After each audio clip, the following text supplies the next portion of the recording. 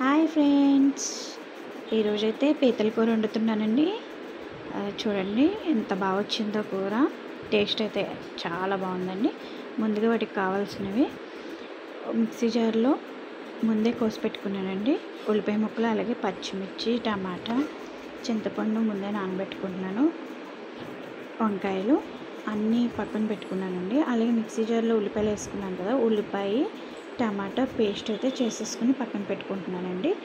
అలాగే ఒక బాండీ తీసుకుని ఒక పెద్ద గరిటతో 4 గరిటెలు ఆయిల్ వేసుకున్నాను. అదిగో పేస్ట్ చేసి అయితే పక్కన పెట్టుకున్నాను కదా, ఆ పేస్ట్ని ఈ ఆయిల్లో వేసానండి. వేసిన తర్వాత అలాగే ఒక టీ స్పూను పసుపు కూడా వేసుకున్నాను. వేసుకుని బాగా వేయించుకుంటున్నానండి. పసుపు వేసాను కదా, ఇప్పుడు చూడండి బాగా వేయించుకుంటున్నాను. వేయించుకున్న తర్వాత బాగా దగ్గర పడేలాగా వేయించుకోవాలి. అదిగో చూడండి బాగా దగ్గర పడింది కదా. ఇప్పుడు ఇందులో ఒక టేబుల్ స్పూను అల్లం వేసుకుంటున్నాను. అల్లం వేసుకుని ఇంకా బాగా వేయించుకున్నాను. వేయించుకున్న తర్వాత ముందుగా శుభ్రం చేసి పక్కన పెట్టుకున్నానండి పీతలు. చూడండి ఒకసారి పీతలు, ఇదిగోండి ఇవే పీతలు. చూడండి ఎంత బాగున్నాయి కదా. పెద్ద పెద్దవి కాదండి, కొంచెం మరీ చిన్నవి కాకుండా మరీ పెద్దగా మిడిల్ సైజులోవి. అలాగే వాటి నుంచి వస్తాయి కదా డెక్కలు, అదిగోండి అవన్నీ.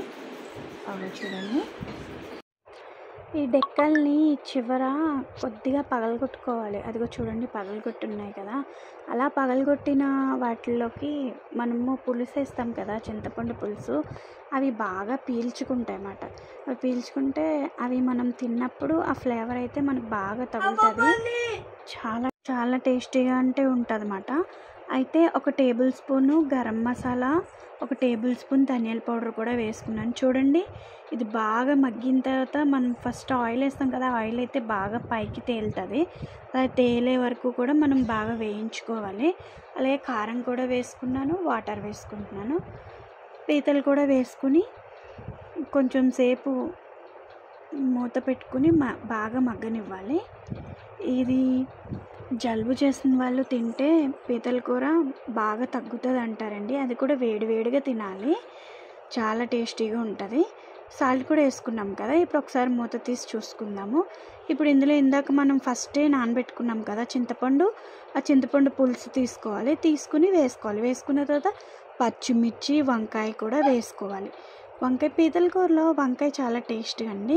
మనం చేపల కూరలో బెండకాయలు ఎలా అయితే వేసుకుంటామో అలాగే పీతల కూరలో కూడా వంకాయ వేసుకుంటాం అన్నమాట. మా సైడ్ అంటే మా ఊర్లో అది చాలా ఎక్కువ వండుతారు పీతల కూరలు. అవి చాలా బాగుంటాయి. అయితే మా ఇంట్లో మా పాపకి పీతల కూర అంటే చాలా ఇష్టం.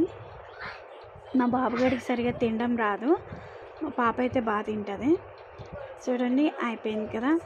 చూడండి దగ్గరికి వచ్చేస్తుంది, పులుసు అంతా చక్కగా పైకి మంచిగా కనిపిస్తుంది కదా. చాలా అంటే చాలా టేస్టీగా ఉంది. మీకు ఈ వీడియో కనుక నచ్చినట్టయితే లైక్ చేయండి, షేర్ చేయండి, కామెంట్ చేయండి, సబ్స్క్రైబ్ చేయండి.